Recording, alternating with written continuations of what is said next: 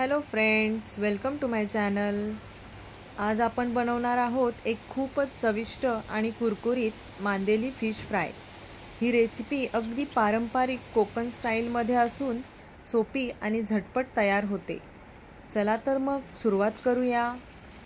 सर्वात आधी आपण मांदेली मासे स्वच्छ धुवून घेतले आहेत। माशांचे डोके आणि आतली घाण काढून टाकली आहे। त्यानंतर थंड पाण्याने पुन्हा एकदा चांगले धुवून घ्यायचे आहेत।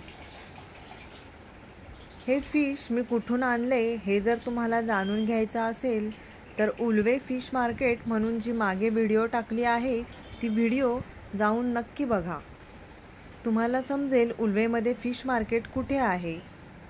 आता आपले फिश स्वच्छ धुवून झाले आहेत। त्यावरती आपण 1 चमचा हळद टाकणार आहोत।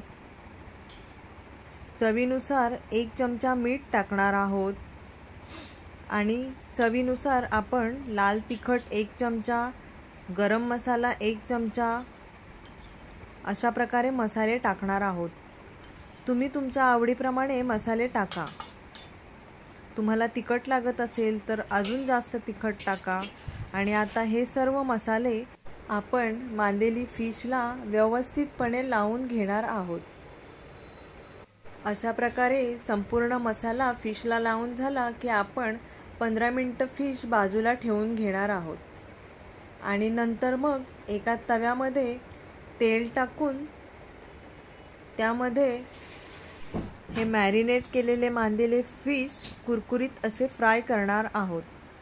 चला तर मग आपले फिश 15 मिनिटे मॅरिनेट करून झाले आहेत। मी गॅसवर एक नॉनस्टिक पॅन घेतला आहे आणि त्यामध्ये मांदेली फिश शॅलो फ्राय होतील त्यासाठी 1 चमचा तेल टाकत आहे।